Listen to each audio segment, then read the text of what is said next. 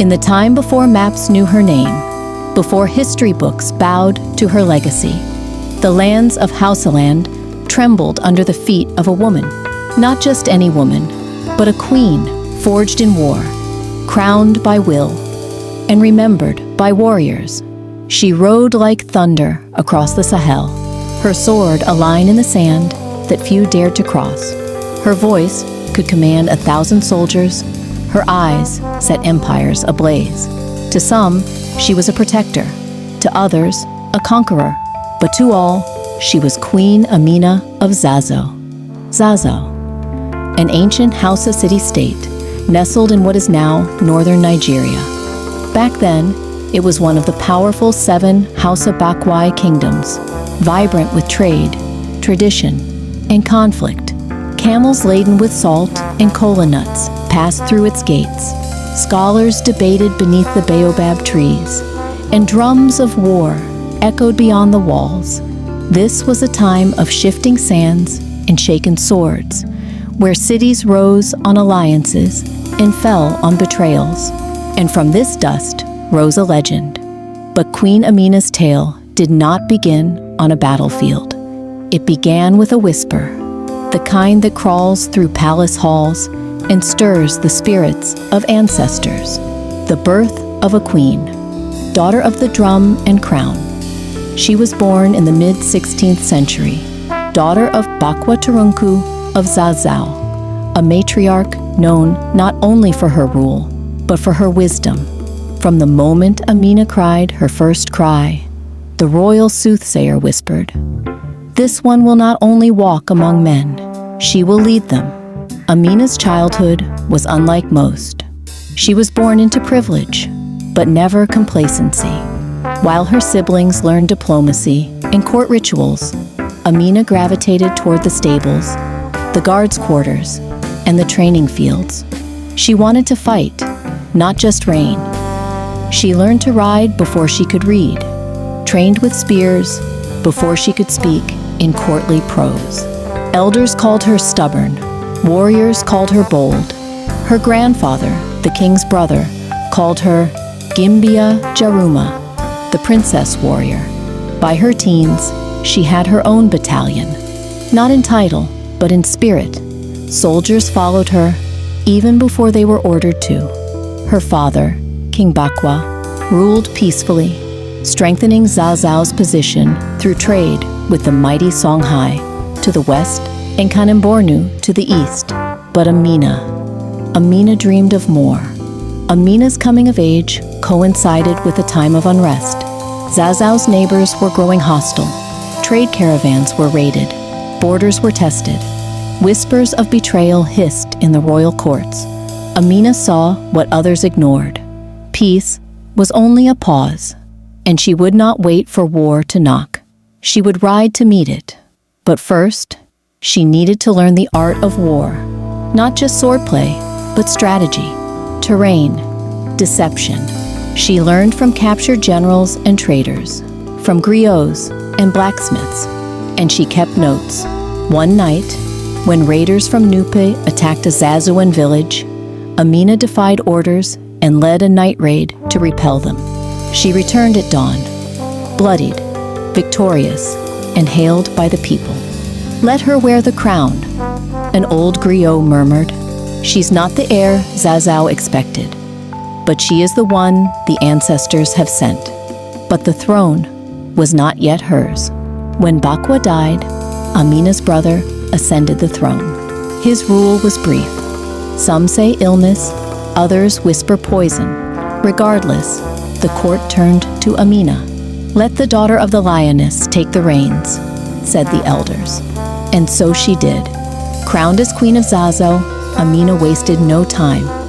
Within 3 months of her coronation, she mobilized 20,000 soldiers. Her message was clear: we will not bow, we will rise.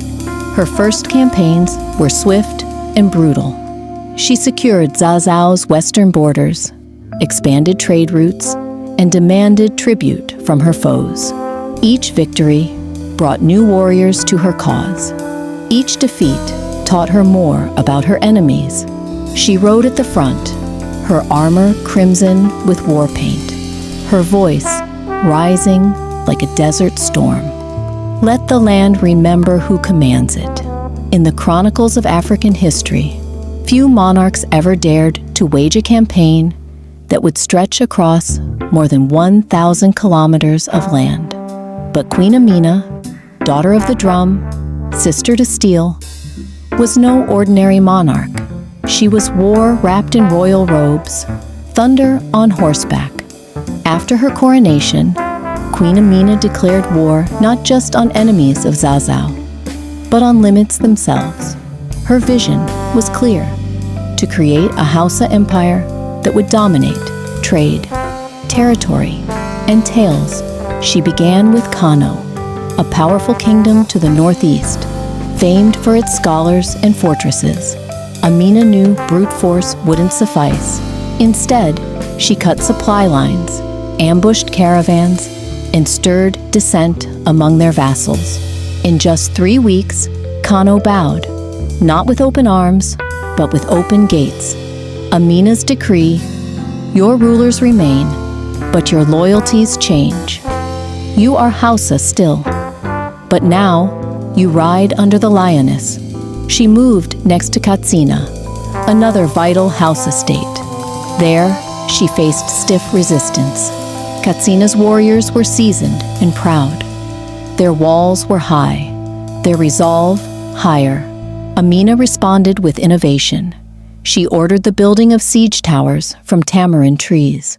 Her warriors, trained in stealth, infiltrated at night, silencing sentries, opening the gates from within.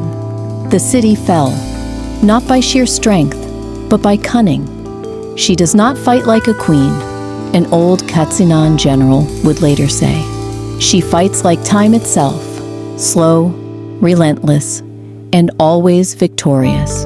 With Kano and Katsina under her control, Amina turned southward, toward the fertile valleys of Nupe and the edge of the Yoruba lands. These were unfamiliar territories, thick with forests and rivers, quite unlike the Sahel savannas she knew. But Amina adapted. She restructured her army into 3 divisions: infantry, cavalry, and the elite night riders. Each had specific roles. Each was drilled with the precision of iron. And she made alliances too. She did not always conquer by blade. Often she waged war with gifts, brassware, horses, fabric, and promises of protection in exchange for trade loyalty. Amina, a river that flows into the sea, does not fear the storm. It embraces the depth. Oyo chief, then may our peoples flow together, and let our children drink in peace. In time, Amina's empire would stretch as far north as the edges of Agadez, west into the fringes of the Songhai lands, eastward near Lake Chad, and far south into Nupe and Kwararafa. But conquest was not without cost. Amina lost loyal generals. She saw towns razed and rebuilt. She walked among the wounded, yet she pressed on. The soil is not our enemy, she once told her commanders. It is our teacher, and today, it teaches us the price of legacy. With conquests came the hard work of governance. Amina was not just a sword. She was a builder, a legislator, and a visionary. She understood that walls did more than keep enemies out. They symbolized strength and unity. So she ordered the construction of fortified walls around every major city-state she conquered or allied with. These walls, known as Ganuwar Amina, or Amina's walls, were built with mud and stone, some stretching miles. They stood not only as barriers, but as emblems of her reign. Build strong walls, she said, but stronger hearts within them. She established garrisons to protect trade routes and foster growth in commerce. Under her rule, Zazzau became a hub of gold, kola, leather, and salt, drawing traders from Timbuktu, Gao, Cairo, and even as far as Tripoli. She encouraged artisans, protected scholars, and allowed women to own land and command troops. a revolutionary stance for the time. In the evening, she would sit with griots and elders to hear the voices of the people. She believed wisdom was not owned by rulers, but borrowed from the earth and echoed by the mouths of the humble. "Let them speak," she said. "The drum hears more when the dancer listens," and the people loved her, not because she was gentle, but because she was just. Still, legends grew beyond politics. With all her power, one question followed Amina wherever she rode. Did the Queen of War ever love? The griots tell many stories of lovers taken from each city she conquered, men of valor or beauty, kept only for a night. By morning, they vanished. Some say Amina executed them to avoid betrayal. Others claim they were honored with land and title, hidden from history. Whether truth or myth, one thing is certain. No man ever ruled beside her. She loved fiercely, they say, but freedom was her truest companion. "How do you marry the wind?" she once replied to a counselor who urged her to take a husband. She came on a horse of fire and left with the dust in her wake. But her name stayed behind. As the sun began to dip on the final years of Amina's reign, the world around her had changed. The empire she carved was no longer merely a kingdom. It was a network of alliances, tribute routes, and fortified cities. Traders, warriors, artisans, griots, all moved freely under the protection of her banners. But even queens, made of steel and fire, must one day meet silence. The exact details of Amina's death are cloaked in the mists of legend. Some say she died in battle, sword in hand, facing a coalition of city-states who dared challenge her supremacy. Others whisper she passed away quietly in the city of Atagara, surrounded by her loyal commanders, her body weary from decades of conquest. One tale, passed by griots of Zaria, tells of her vanishing into the desert alone at dusk, her final command sealed, her horse riding into the horizon, never to return. When a lioness dies, the jungle does not weep, it listens, the griots say. And, for a heartbeat, the wind holds its breath. But Queen Amina never truly died, not in the way most do, because death does not claim those who become story. Her walls still stand in parts of Nigeria today, silent sentinels of a time when cities rose by her word and fell by her will. Ganuwar Amina can be seen near Zaria, thick with history, the mud bricks still bearing scars from wind and time. Children in northern Nigeria still hear her name in bedtime stories. Elders recount her victories to curious youth. Historians debate her exact dates, but none debate her impact. She inspired queens who came after, warriors who doubted themselves, and entire generations of Hausa women who dared to dream beyond their compounds.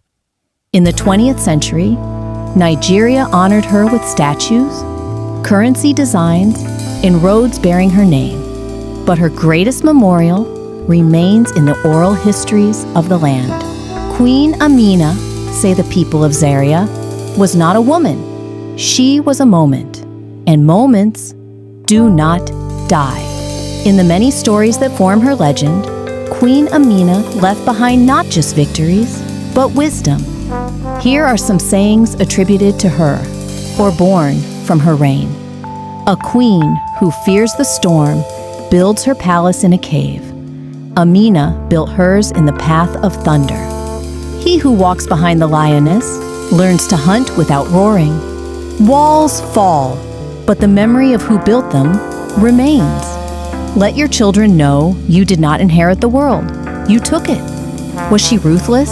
Yes. Was she compassionate at times? Did she kill? Often? Did she love? Fiercely and perhaps too freely? But above all, Queen Amina of Zazzau was a woman who shattered every expectation placed upon her. In a world where women were expected to marry, bear sons, and stay behind palace doors, Amina broke through on horseback, sword in hand, and made the world listen. She wasn't content with surviving the rules of her world. She rewrote them. And when night falls and the hyenas howl, listen closely, for among them walks a lioness still, Queen Amina of Zazzau, warrior, builder, flame. Her story is not finished. It rides with every girl who dares to defy, every soldier who fights for justice, every nation that dreams of more. She was the Sahel's thunder, and her roar still echoes.